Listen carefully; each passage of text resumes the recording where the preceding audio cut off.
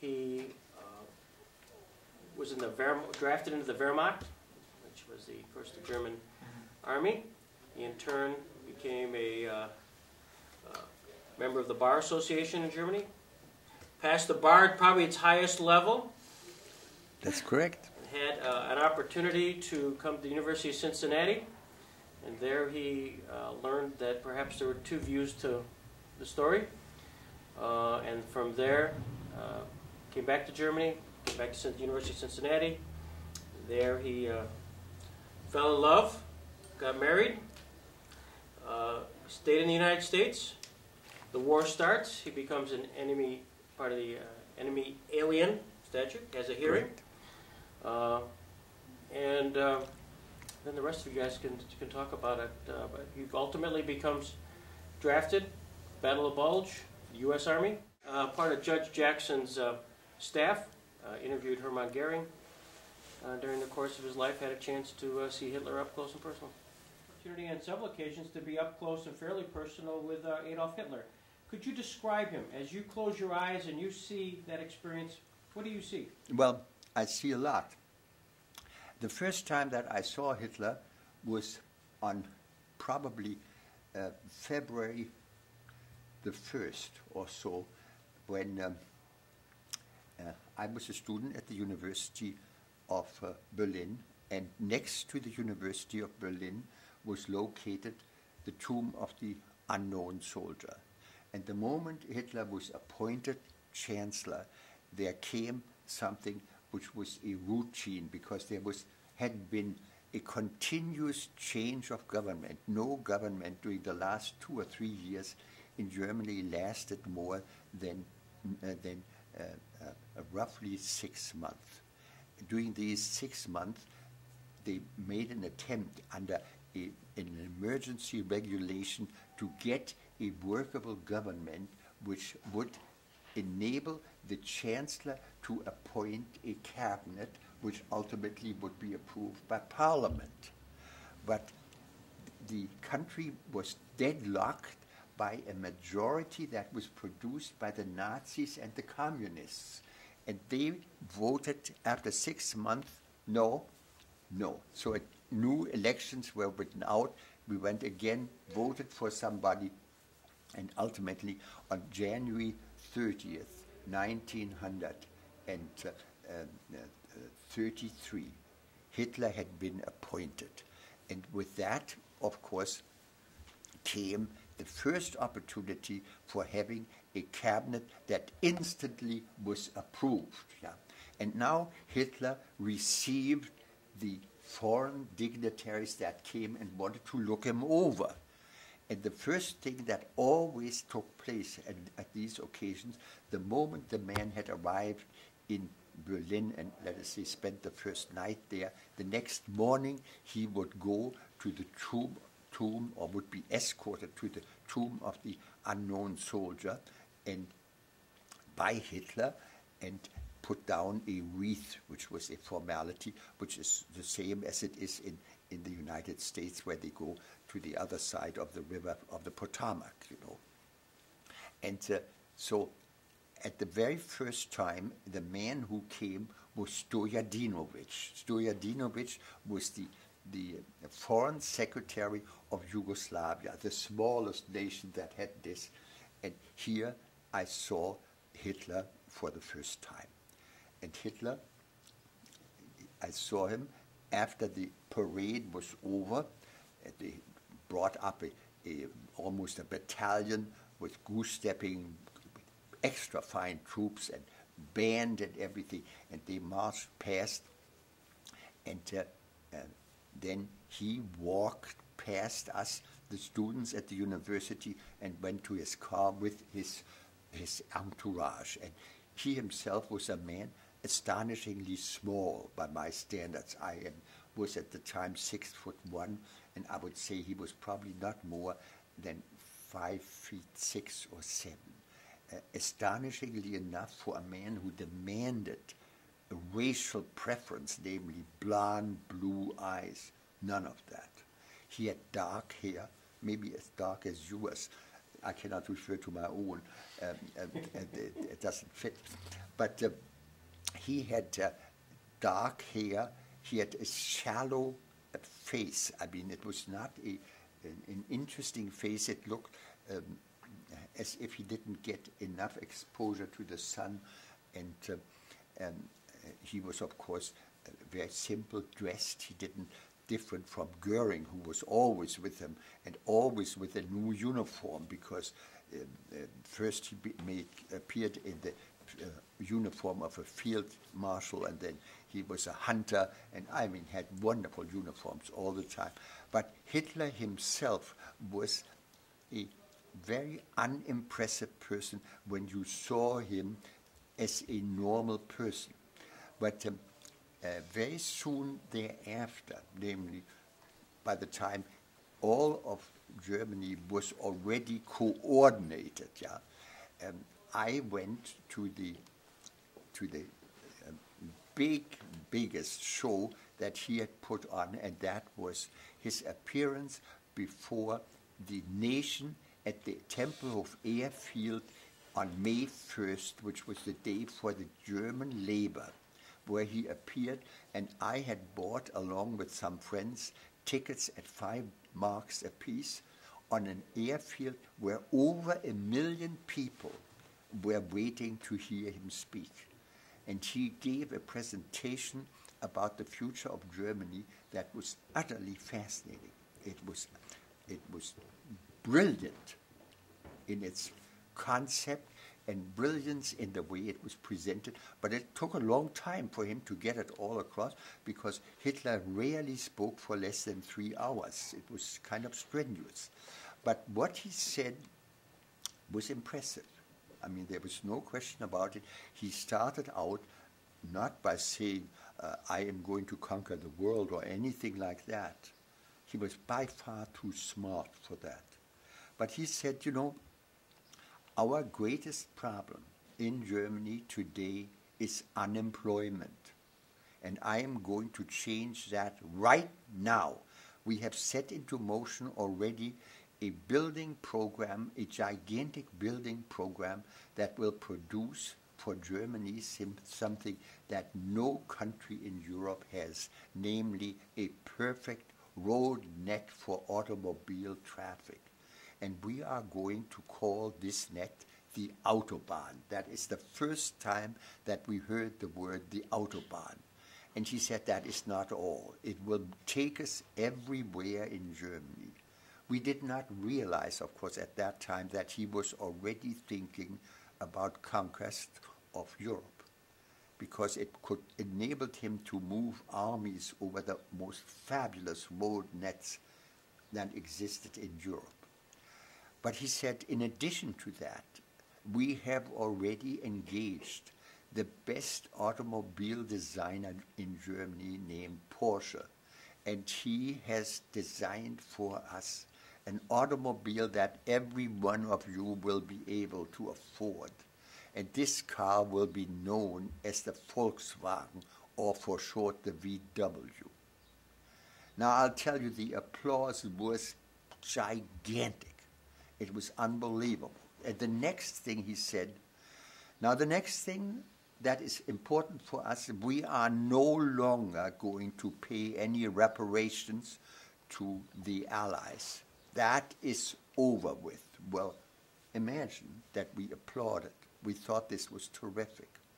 And then he came to something which also interested all of us very much, and he said, you see already here in Germany, along the streets, there are the boys 16, 17, 18, 19, 20, and they all need a shave. They need a little bit of washing and a haircut, and we are going to draft them into the labor service, and so that the girls don't think that they are not appreciated, we are going to include them too. Everybody at the age of 18 will be drafted into the German labor service and will serve for 1 year without pay for the betterment of Germany. You can clean swamps and clean houses and restore dilapidated buildings and do things. Now, he did not say that the boys would very soon from there be advanced from being sort of drifters, that they would be the first round of people who would be drafted for the army. But that he did not tell us at the time. And there was undoubtedly some reference what was going to be done with the Jews, but it was very, very brief. And then he went into an enormous praise of the German labor, but that the German labor had really contributed the most important things for Germany's advance. And then he concluded his speech with something which to you would probably be one of the most ridiculous statements, namely, he said, and there's one thing of which I can guarantee you, as long as I am Chancellor, you will always be able to buy a loaf of bread for 50 pfennig. And to you this sounds like, what? So what? But to all of us it meant something.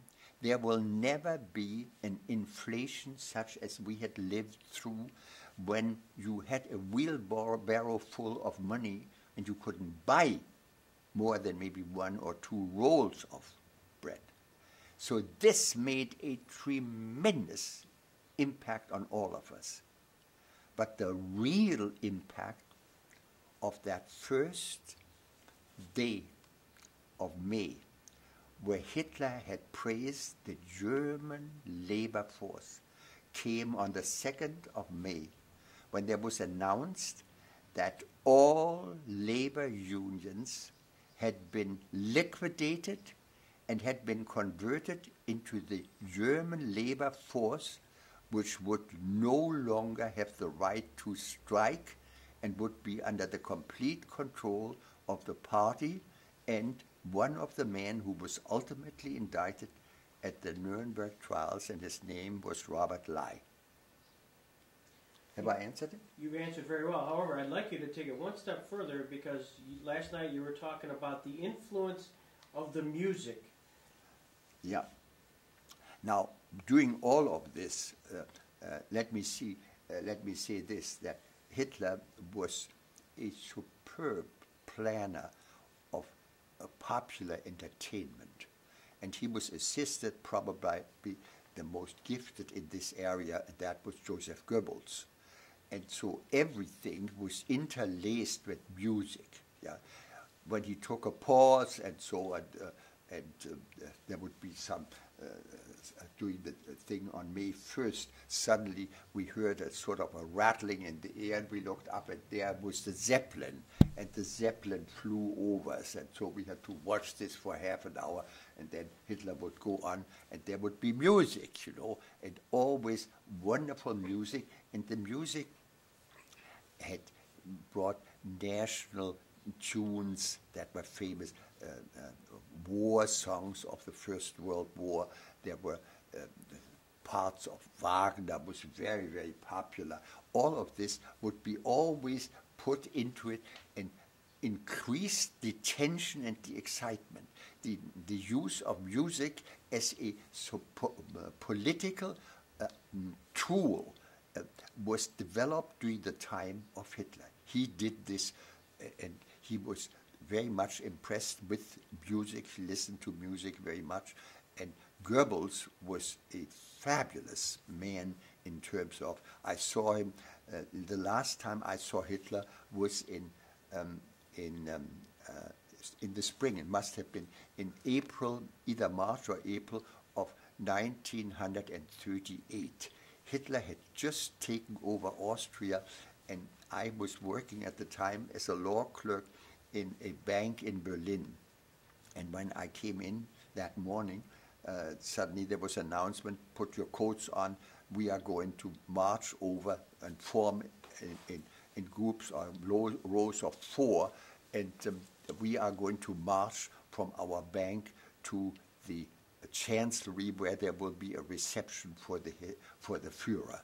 And so we did. There was a planned route for us, and when we arrived in front of the Chancellery, there was a marked off space which said Berliner Handelsgesellschaft, that was the name of the bank, and suddenly we were there sort of stored like sardines, about 250 people on a very small space. And I had the opportunity then to hear how this build-up took place when Hitler arrived at the airfield, which was maybe 10 miles from there. We heard, he has just landed, and then the music, and you heard music of him arriving and saying, and then it would be interrupted. Then came some war songs, and then came something from Wagner. It was always Wagner was being played. And as you heard all of this, you could observe as the people around you became more and more involved in this process of political preparation for the arrival of the main event. And by the time Hitler came, if you looked around and had still the opportunity to see, and were not one of them, you saw a transformation of a crowd into a totally devoted mob. Yeah. They were all thinking about this man and what he was going to do for Germany. And the people with whom I worked every day, they were different people from the ones that I had seen and that I would ever see again. Arrived at the dormitory, and I specified that I wanted to live in a dormitory on campus, because that's the only way that I thought I could learn something about America. At the moment I arrived, there were some people and said, oh, there is the German, he will make propaganda for Hitler. And next to me stood a man and said, why don't you shut up and help him carry up some of his bags to his room? That would be better if you could do that. And so it was astonishing. The man who had helped me, and this I didn't know at the time, was a fellow by the name of Leon Schechter. He was a Jew. And I thought this was an astonishing thing, that there was no distinction between Jews and anybody else. Yeah? That was wonderful. And then came the first. They wanted immediately to get me into bull session. So they had a couple of bottles of beer, and we started talking, and they said, well, tell us all about Hitler. And I said, look, I really do not particularly want to talk about Hitler, because I came to learn about America. And they said, well, what do you want to know about America? I said, well, there's a lot that I don't understand. That everybody, and even in German papers, there is something that nobody ever explains, and that is called the New Deal. And now they began to attempt to explain the New Deal, and they were totally incompetent. I mean, they couldn't really make sense out of it. And suddenly one of the students said, well, I'll tell you, that Roosevelt, that son of a bitch. And I said, just a minute, you can call the president a son of a bitch. And the guy leaned forward, he smiled at me and said, Werner, you are in America now. Does that answer your question? Yes, it does. That you could call your president anything you wanted. Nobody really cared about that, because that was inherent in the concept of free speech. This is something in Germany had never existed, really, that you could, for example, I would never have thought of thinking of the Kaiser and calling him a son of a bitch, of course. By the time I was 8 years old, the Kaiser was gone. But if I would have called the Kaiser a son of a bitch, my father would have said, listen now, that's not the way to talk about the Kaiser. These were societies that were as different as could be. And you see, Germany at the time when I grew up was still a society that had really been founded maybe 200 years ago, maybe longer. Yeah? They were based upon total loyalty to the monarch, and the monarch made the decisions for you, and you could also be very confident that the decisions that the monarch made were the right ones, because in his place and his talks and in everything, there was always a reference that he was in his office by the grace of God. I have a document that shows the appointment of my father as a county commissioner in 1906. And in this document you see, it starts out, "We, by the grace of God, Wilhelm II of Prussia, bestow upon you, Hans von Rosenstiel, the office of county commissioner." By the grace of God. Imagine that. When my father spoke about the Kaiser or the King of Prussia, I mean, this was deity for him. Here is a news flash. The German radio has just announced that Hitler is dead. I was furious because I hoped that we would take him, and I wrote to my wife that he chickened out. He would not like to face the music, and he knew that a trial was coming. I mean, there was no question that he had been, that the Germans knew that it would not be like the last time when the war was over, that nobody would be called to account for what had been done. But they knew that something gigantic was planned, because they listened to, of course, the United Nations, and that had been going on.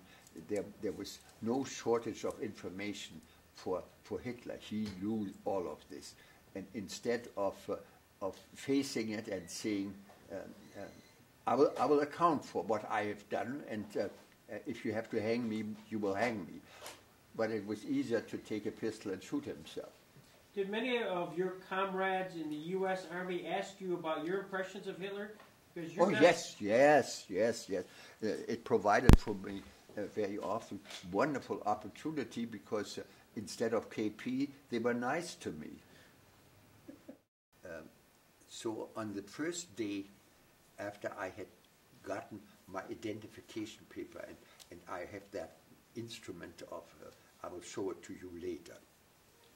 After I'd gotten that, and I had said, well, excuse me, I would like to do a little bit of a walk and walk my feet off a little bit and see what Nuremberg really looks like, because I had seen Nuremberg twice before, in 1934 and in 1938, when Nuremberg was still an unbelievable jewel of German history, and I mean the history was sort of condensed in one word. It was Albrecht Dürer. It was Albrecht Dürer's place, and Nuremberg in 1934 and 1938 was still so much middle age that, for example, in many restaurants the waiters had leather aprons. Can you imagine that?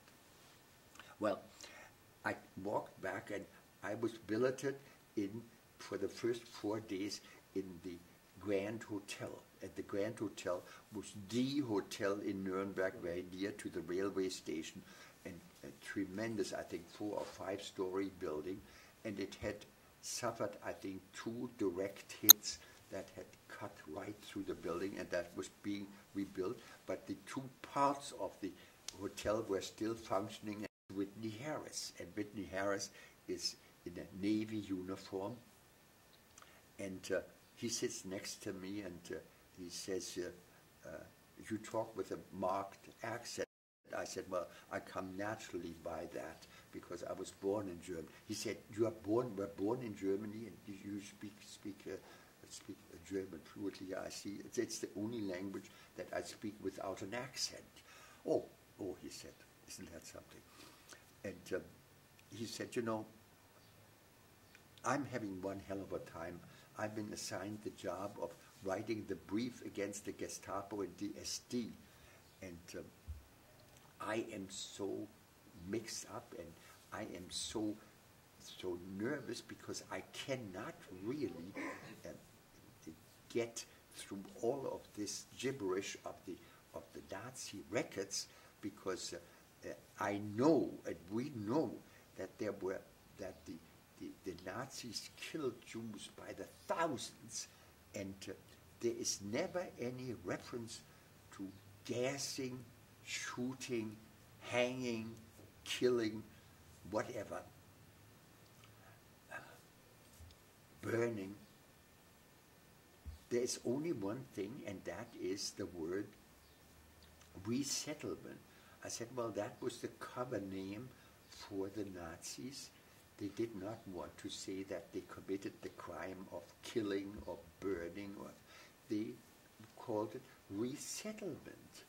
And he said, you think that they would admit this? I said, I have no doubt that if we get any one of the guys here in the jail, and you have among them quite a number of the people of the Gestapo, that they will, once you confront them with it, that you know this, they would say, yes, that's the way it was, you know. There is no. And he said, would you do that? Would you interpret for me so that we can get that into the record? I said, no problem. When you want it? Well, he said, well, maybe a couple of days I would like to prepare for that, and I'll let you know. And so he calls me a couple of days later and says, I have Ohlendorf, the man of the detachment A. I think there are 3 detachments, A, B, and C, and he commanded the detachment that had the famous gas vans that they had invented for the occasion. And so here comes Ohlendorf. Ohlendorf is a relatively young man, I would say is probably not much more than 40 years of age. He is small, blonde, and looked kind of glad that he came out of jail and could talk to some people. And so we explained to him that we wanted to ask him a couple of questions about his work as a leader of that detachment, and Whitney Harris had framed the questions, and finally we came the question, well, do you think it is correct to say that whenever you gassed or shot or buried or whatever you did, any of the Jews that you had laid your hands on, that you used the term resettlement? Yeah, he said that was a code word that had been assigned to us, and we did. That's precisely it. And so with that, nicely explained in the protocol, we had this court stenographer there, we had what we wanted, and at the end now, Whitney Harris says, Mr. Ohlendorf, could you by any chance remember how many people you resettled in this fashion? And at that moment, Ohlendorf had a peculiar kind of relapse. He got flustered, and he began to sweat. And of course, you could see the sweat. There were sweat pearls on his lip, and there is a change in color at the top of his head. And Whitney Harris and I sort of exchanged a quick glance and thought, well, now comes the confession that the man would say, my God, I'm becoming aware of what we have done. And then he turns to a smile and says, you know, it's funny what happens to your memory.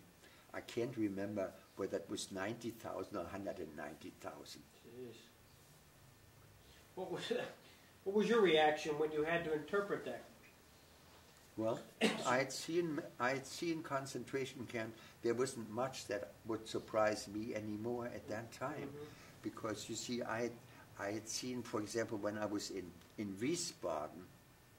When I was in Wiesbaden, that was a collection center for material that would ultimately go to Nuremberg. And one day I saw that we had a shipment that came in from Buchenwald, and the shipment contained the lampshades.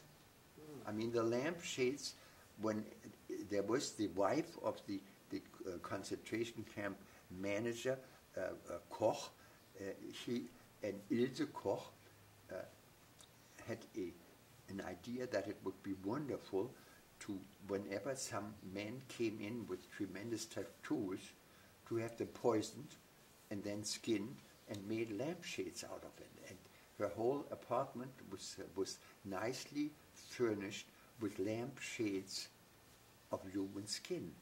And they had come to Nuremberg, yeah. And they had come to Wiesbaden. And during the trial, I was suddenly ordered to get them. So I drove over from Nuremberg to Wiesbaden. It was about a 4-hour drive.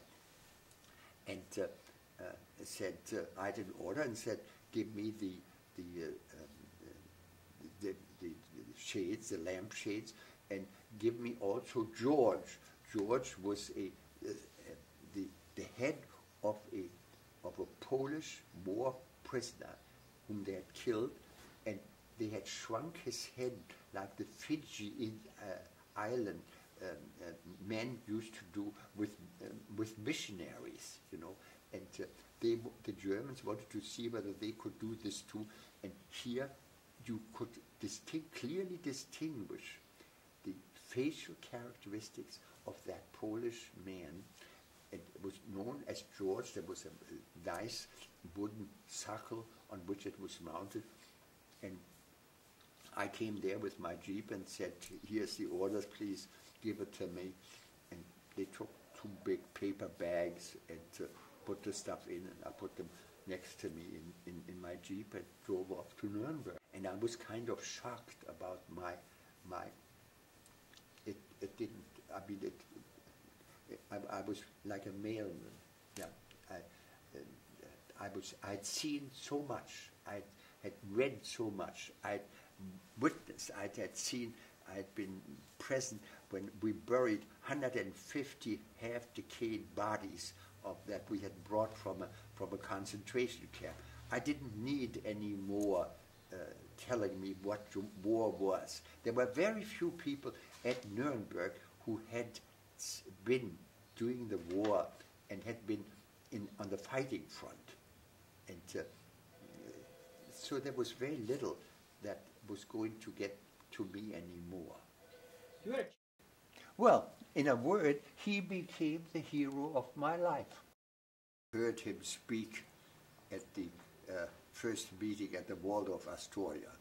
And then I knew that he was appointed to be chief prosecutor for the United States. And on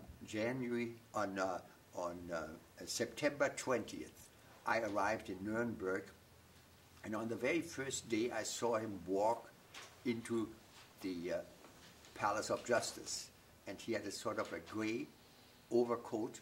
It was drizzling, it was miserable, and he was going obviously with a dignitary. Whether this was Senator Pepper or somebody, I do not know who it was. But I was astonished that he was not very tall. He was, to me, a very great and important person. Normally has to be tall, at least 6 feet or more, but I think he was considerably shorter than 6 feet. And he walked, and like everybody else, he had to show his identification paper to the guards that stood right next to the tank when you walked into the court building. And then I did not see him for quite some time. And I had actually only saw him 3 times. And the first time was, I would say, a kind of a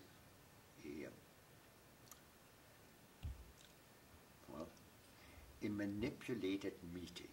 I was assigned in Nuremberg to a team of another officer and myself and a small group of enlisted men who were war crimes investigators.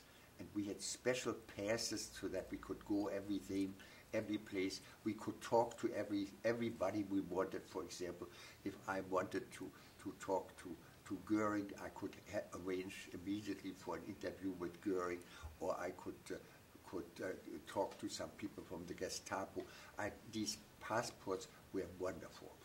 And my work with Justice Jackson's office and staff was directed by the judge advocate of the army who sat in Paris.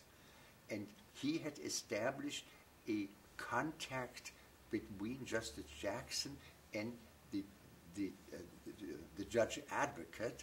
And the man who did this was a man by the name of Charles Fairman, who was a full colonel, and he was a law professor at Stanford and had taught also at Harvard. And he and I became very friendly. Of course, I was a second lieutenant and he was a full colonel, but he treated me as if I was a law student and a friend.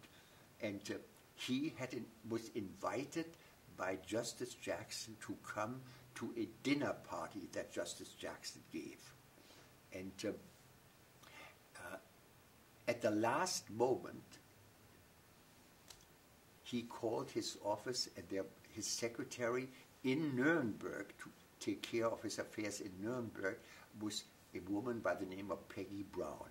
Peggy Brown was at that time a woman of, I would say, maybe 55 or 60 years of age, and she received the telephone call that he could not make it for that invitation. And she was outraged because she had been named in the invitation along with Colonel Fairman to go to Justice Jackson's party. And now she was without an escort and she couldn't go. And she called our office. Colonel Bailey was that day in Prague, and I was answering the phone and said, "He isn't here. What can I do for you?" And she said, "Would you do me a real great favor, and would you be my escort if I can manage to get to Justice Jackson's dinner?" And I said, "I will be delighted, but it's up to you. I'm not going to invade Justice Jackson's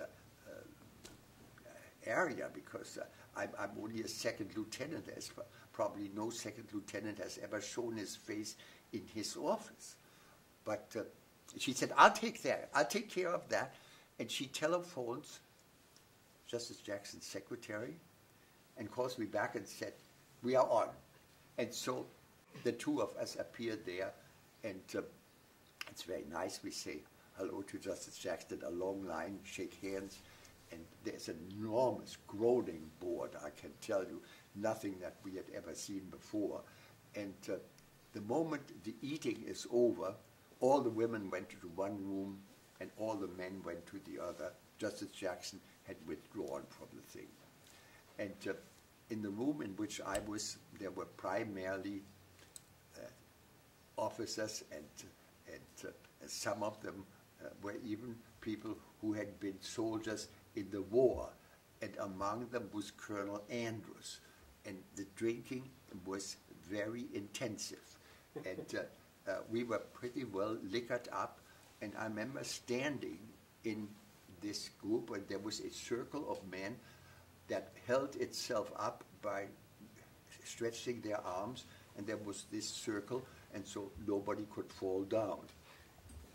And suddenly I find myself that my right arm is around Colonel Andrus' body, yeah? And I hold him up, he holds me up. And I want to do something that is nice and courteous, and what a second lieutenant does when he is so close to it.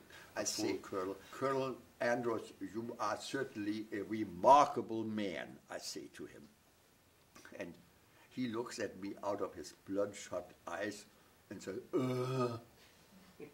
And now I have to keep on with conversation after all he has replied to me. And I said,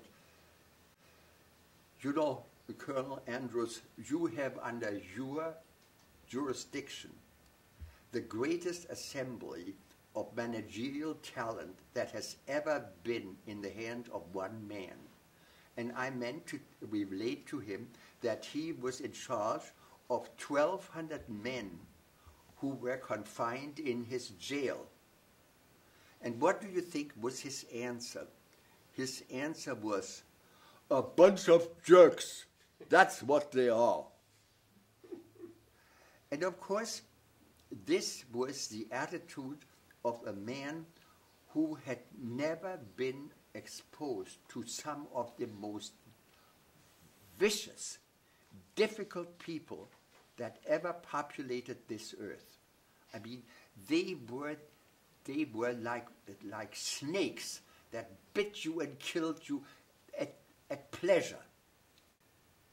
And later on, he would be the one who muffed it when Goering got away from him. The privilege of opening the first trial in history for crimes against the peace of the world imposes a grave responsibility. The wrongs which we seek to condemn and punish have been so calculated, so malignant and so devastating that civilization cannot tolerate their being ignored because it cannot survive their being repeated. That four great nations, flushed with victory and stung with injury, stay the hand of vengeance and voluntarily submit their captive enemies to the judgment of the law is one of the most significant tributes that power has ever paid to reason. Ringside seat to the opening statement at Nuremberg. What's your reaction? I sat up there.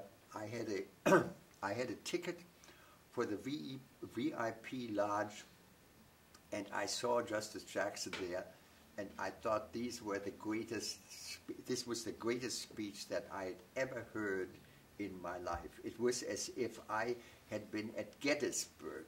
The language was the majesty of the English language, and there in maybe altogether 10 lines, Jackson had said what all of this was all about. And anything after that was actually merely dressing up, because here he had presented what we were there for, and it told us what had to be done, namely that the people who ordered the thing were the one who set it in motion, and they had to answer for their crimes or prove that they had not committed them. I thought this was tremendous. You wrote that Justice Jackson described in a span of that 15 minutes, using simple words and compelling logic, that the difference between justice and vengeance is fairness. Yeah. That's really articulate. Well, and I'll tell you, the reason that I made this remark is, of course, an event which has never been reported any place except in my book. And it happened on October 21, 1945. On the 3 days before, I had been an interpreter for half of the defendants when the indictment was served on them. And it was a sort of a matter-of-fact affair, not particularly exciting, because here the defendants came, each one guarded by an armed soldier. They were brought in and said, here is the indictment. I had persuaded the British Major Neve, who was in charge of serving the indictment, to let me interpret for as many as he wanted me to do. And I interpreted for about 10 of them. Among them was Speer and Schacht and Van Norrath and Saukel, but one of my letters contains some other name, but I don't remember them. But I had just done all of this, and now on Monday morning there was Justice Jackson's staff conference. And Justice Jackson's staff conference was always something which I loved to go to, because you could learn a lot. You could find out what was at the moment, what was needed, what was defective, where things didn't move properly. And so I go on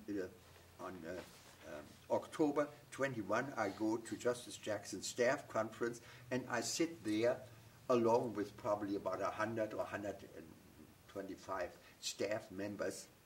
And he sits there on the dais. To his left is Colonel Story. To his right is a general. The general is always the guy who has to do the kitchen work, you know, more quarters, not enough equipment, and so. And Colonel Story deals with legal problems that have come up. And so Justice Jackson sits there, and he turns to Colonel Story and says, well, what's up? And now Colonel Story says, Mr. Justice Jackson, we have a petition from the Defense Counsel, the representative of the Defense Counsel, Dr. Dix, and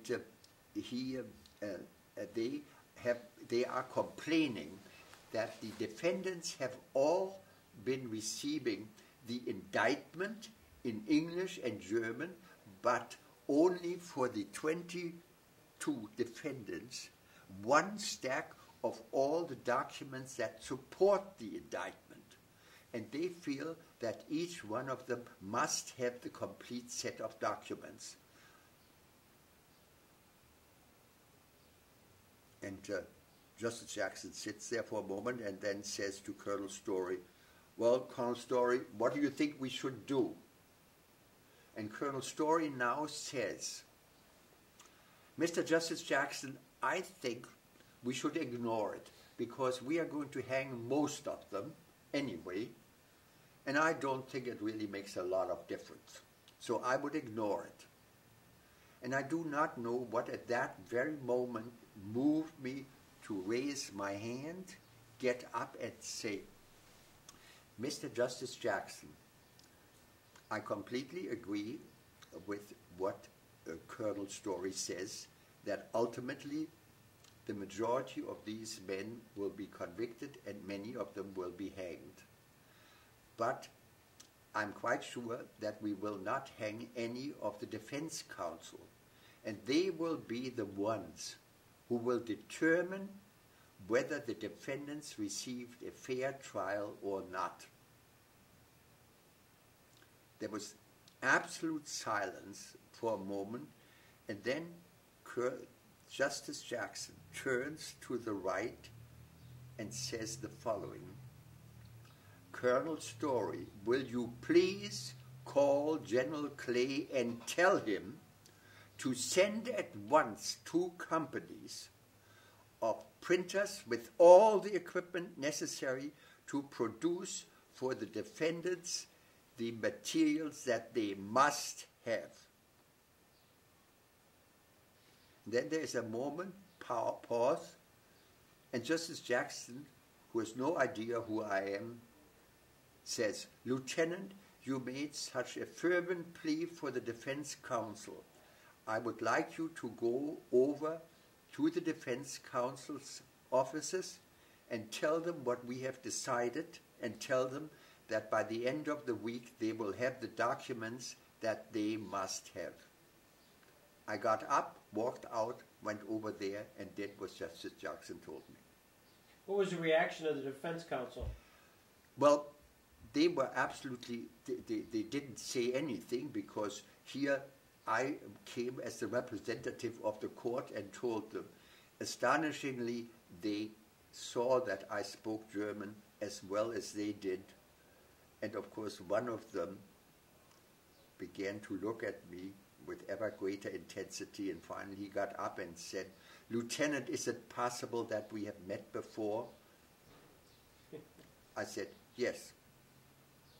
And then he walked back. After about 5 minutes, he couldn't stand it and came back and said, is it possible, Lieutenant, to know where we met? I said, yes, it's possible. We went to the same cram course, preparing for the first law exam in Berlin with Dr. Gellner. It was the son of von Papen, the assistant defense counsel. Then the cat was out of the bag that I with a German lawyer. What did you get any reaction aside from that? Did the German lawyers talk among themselves, saying? No, I did not, and I did not want to talk to them either. I said, I am going to establish certain rules for you immediately. You are going to lay out here all the documents that are in that stack, and under it will be a list where you write down your name at the time when you picked up that document to study it. And you will return the document within 1 hour. You cannot have it longer than 1 hour. And anybody whom I will go daily, continuously, and see where somebody schummels. They sleek things. Yeah? If anybody keeps the documents longer than 1 hour, forget about going back to the stack. You are not going to see them anymore. And I will have no tolerance at all for any violation of my rule. Well, they were docile, was wonderful. They did not touch a document longer than 60 minutes. It was really the very first day when I had been arriving in Nuremberg, and I'd just gotten my papers, and Colonel Bailey took me, because we had an office on the 4th floor of the Justice Building, the Palace of Justice. He said, well, I might just as well introduce you to Colonel Amon. Colonel Amon is probably the most interesting and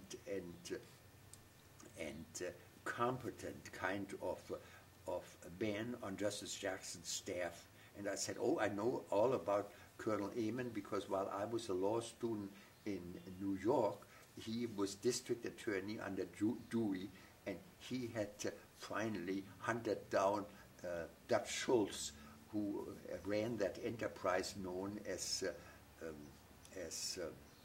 Murders Incorporated.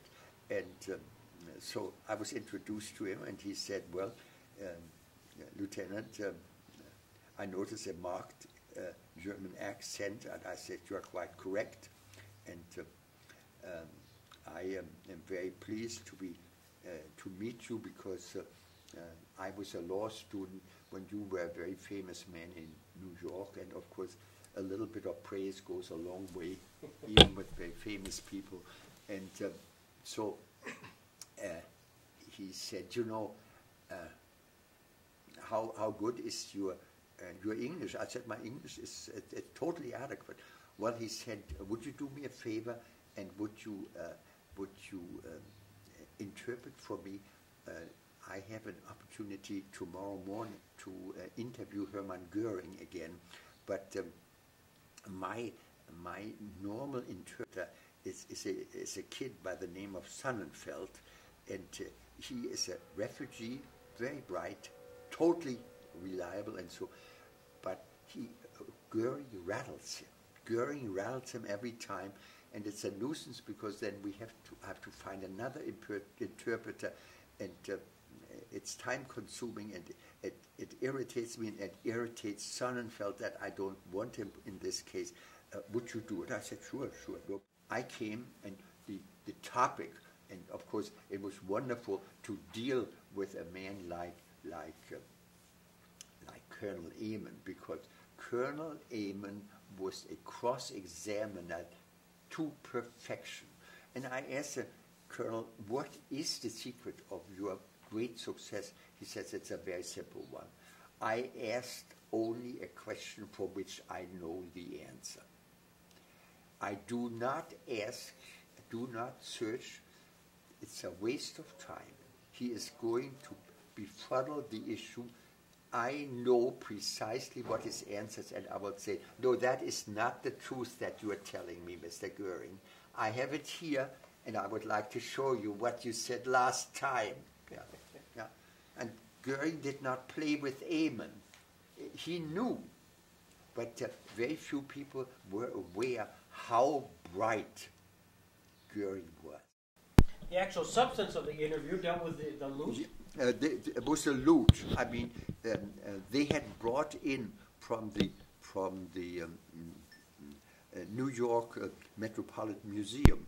I mean, they had brought in a Lieutenant Plaut. He was, of course, given the lieutenant rank in order to make him acceptable there. And he had already studied the complete list of what Goering had acquired in the line of art, because he had a gigantic, probably the biggest art collection any man has ever assembled, and it was a fabulously simple way in which he had managed to collect art. And I've described it in detail in my book, and it was really not a particularly important or interesting thing. Colonel Eamon had Plaut sitting there at the end of the table. He had briefed Eamon on every question that he wanted to have answered, and Goering said yes, yes, yes, yes, yes, yes, yes. Why did he do this? He knew nobody has ever been hanged for stealing. There was not going to be any danger to him about the art collection. What difference does it make? With millions of people killed, that's just chicken feed. They printed the indictment. The English text was printed on white paper and was printed by a regular printing press such as you have here. Most of your documents are printed. But the German text was not printed. It was typed because at the time of the trial, there was no electric typewriter yet. It was still all a hand-manipulated type. And the indictment, the German text, was printed on wax sheets where the key made a hole in the waxed sheet, and then it was put on a machine, and the machine squeezed through the openings of the ink onto a different kind of paper, yellowish paper, very cheap paper, and that would make the indictment, the German text of the indictment. And so it was a manuscript that was about this thick, and there was lying on Neve's desk. There were probably something like 20 copies when I came. And the people came in, and they were all explained that this is an indictment which will enable you to see what you are being charged with, and you have to prepare your own defense. You have your defense counsel, you have your office, and you have your typing help and your translation help and everything. And the trial will begin on November 21st. That will be the opening of the trial. And the defendants then took this, turned around and went back, and the only one who spoke up was Schacht. And Schacht was an arrogant, tall, miserable guy, really the most arrogant man that you ever meet. He had a very high collar, about this high. He had they call it a pince-nez. It was a kind of a pair of glasses that he pinched on his nose, and he was always extremely arrogant, and so he tried it here with Major Neve and said, I resent being charged here in a trial which has absolutely no meaning as far as I'm concerned, because everybody knows I'm innocent. And Major Neve said, please take your document and go back to your cell. And he said, well, the only reason you are serving it to me is you want to acquit me and then later claim that the trial was fair. Major Neve not to take him back. Well, about 10 years later, I'm on a plane between Düsseldorf Frankfurt and Hamburg. And who should be sitting next to me is Mrs. Schacht, and opposite to me sits Hjalmar Schacht himself, and next to him his daughter. And I turned to Mrs. Schacht and said, Mrs. Schacht, you know, I was the attorney who interpreted for your husband in Nuremberg when they served the indictment on him. She said, you did? Yes, I said, I did. Yes, I did. And so she reaches over and said, Papi, wake up. He was already sleeping. And then she said, this young man here told me that he interpreted for you at Nuremberg, and that you said that you were indicted only so that you could be acquitted and to prove that the trial was fair. And he looked at me and said, see, I was right. I was right. You also interrogated during the indictments for Robert Speer. Yeah. And, Robert Speer didn't open his mouth. He took his and walked back. But when he was released, which was in 1965, he was 66. He was released and returned to Heidelberg, and he lived in Heidelberg in a very elegant house that belonged to his family, and his father had been an architect too. And I decided that I would see whether I would like to interview him and talk to him. Well, my wife said I would not go with you there because she said, after all, he is a convicted felon, isn't he? I said, yes, he is, and I'll go just the same. And so I went, and I had prepared myself, and Speer was not an easy man to deal with. Speer, he was tall.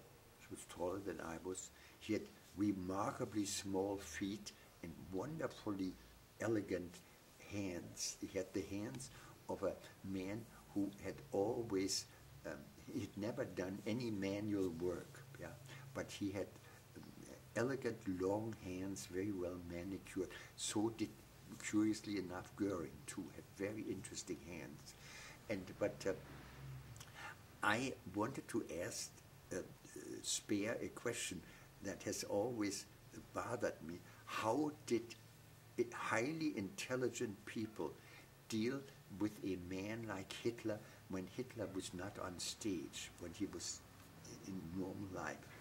And the thing that had most of the time concerned me was the difficulty of language, because for somebody who grew up in an environment where perfect German was the rule, if I would make a mistake in German, my mother would pounce on me. And so this had the result that you become really aware of the importance of the correct use of a language. And this is something that in some way is a nuisance, but when I hear a mistake in English or in German, something begins to and so I came to his house, and he was very gracious and offered me a seat, and so I said, you know, Dr. Speer, I have always been perplexed by the fact that you would become so infatuated with Hitler when you speak such an absolutely flawless, elegant German, and he spoke such an atrocious German. He looked at me and said, well, I wouldn't be impressed with somebody who speaks like you. Did Speer have any reflections on the Nuremberg trial itself? No. He was, look, he became the most successful German author by writing those 2 or 3 great books, and he had charmed the Allies, particularly the British. He was more guilty than anybody else. He should have been hanged, but then we wouldn't have those wonderful books. Yeah. What's the legacy of Nuremberg? Well, now you ask a question that is not easy to answer. The legacy of Nuremberg is that what Nuremberg wanted to achieve has not been achieved. But we cannot give up. Right. That's it. Chance, while you were at the, when you were transferred to the War Crimes Branch in Wiesbaden, you met a witness by the name of Grabe. Yes, yes. Can you explain a little bit about that? Yeah. That was probably my greatest contribution in some way, because I was there assembling material and doing what I was told to do, and suddenly the door opened and in walked a small man, gray, worn out, shabby clothes, probably somewhat dirty, and he comes in and attempts to use a couple of English words. I said, no, you don't have to talk English, talk German to me. It's easier for both of us, and have seen some things that, and I said, well, tell me what it is, by just telling me that you have seen things that it doesn't make. And now he begins to tell me how he was connected with a German construction firm that built factories and whatnot in the Ukraine and in the territory that the German army now ruled. And he said he had a group of about 100 laborers, Jewish laborers, who were selected for the type of specialty that they needed, carpenters and masons and bricklayers and whatnot. And he said, they are invaluable to us. And he said, one day when he went to, he picked them up in the morning, brought them from the ghetto where they slept to the factory, worked them there during the day, then brought them back to the ghetto. When he delivered them to the ghetto, he heard from the Gestapo that ran the ghetto that the next day the ghetto was going to be liquidated, that preparations had already been made. And he said, you know, I cannot bring my man back tonight because then our whole work process here collapses. I must have my 100 men. So he gets permission from the Gestapo to keep the man out there. And the next morning he sees that there is the liquidation of the ghetto. And he stands there. Nobody bothers him, and he sees how the Germans had dug with bulldozers an enormous hole in the ground with steps leading down, and describes in complete detail how it looked and how then this endless stream of Jewish people came, men, women, old people, young people, babies and whatnot, and they are brought in groups of 20, and then they went down steps that had been built into this hole, and as he looked into the hole there were lying already some people bleeding and half dead, some of them moving still, and here came, and then in groups of 20 they were undressing. They had to take all rings off. If they had dentures, they put the dentures in baskets. Any kind of jewelry. And then when they were totally naked, they were walking past him down to the steps. And when they were down the steps and reached the bottom, there stood a group of Ukrainian people with machine pistols, and then you had, they fell over next. Yeah. he described this in detail, and I'll tell you, and he had seen it in 2 stations, and it was the most vivid description that I've ever heard of this event. And of course, it was Schindler's List, basically. It was the very same concept. And I said, look, I do not know whether you want to be identified with it, because if you would write this down, I would suspect that this may be challenged and that you may have to appear as a witness. Well, and I said, you better think about that, because I don't want to coerce you into writing something which either may cost you your life ultimately or whatnot. So, but here's some paper, here's some pencils, and so he goes, and I attend to other, and about a week or 2, he comes back with a stack of papers in German, and I had a German secretary and transcribe it, and typed it up, and it is just unbelievable. And I translated, and it took me some time, because I wanted, it was so visual, it was so catchy, that I knew that once this was on paper, that this would be a major portion in the trial to come. The Tribunal has before it an affidavit of one Hermann Goering, dated the 10th of November, 45, describing the immense mass murders which he witnessed. The SS men in militia broke the windows, forced the doors with beams and crowbars, and entered the dwelling. The owners were driven onto the street just as they were, regardless of whether they were dressed or whether they'd been in bed. Car after car was filled. Over it hung the screaming of women and children, the cracking of whips and rifle shots. Weber then described our mass execution at Dubno, which he witnessed on the 5th of October 1942 was carried out.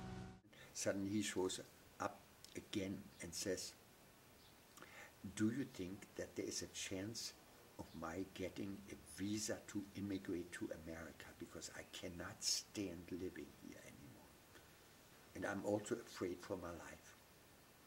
And I said, well, I don't know, because I'm an immigrant myself, and but I will write to my professor at law school, with whom I was a very good friend, and he will perhaps give me an answer. And really, within about 2 weeks, I get an answer from John F.X. Finn, my professor of law, and he says, gives me the address of a woman in Washington who does this particular kind of work. And he comes, and I give him the letter and say, this is all I can do. I'm sorry, I have to leave for Nuremberg. Never heard from him until 1992, when in 1992 I start a course on the Nuremberg war crimes trials at the University of South Florida. And Shelford Taylor's book had just come out, and I looked for the hell of it in the index and looked for Hermann Goering, and there he is. In a footnote it says that he immigrated to the United States and died in San Francisco in 1985 at the age of 86. It worked.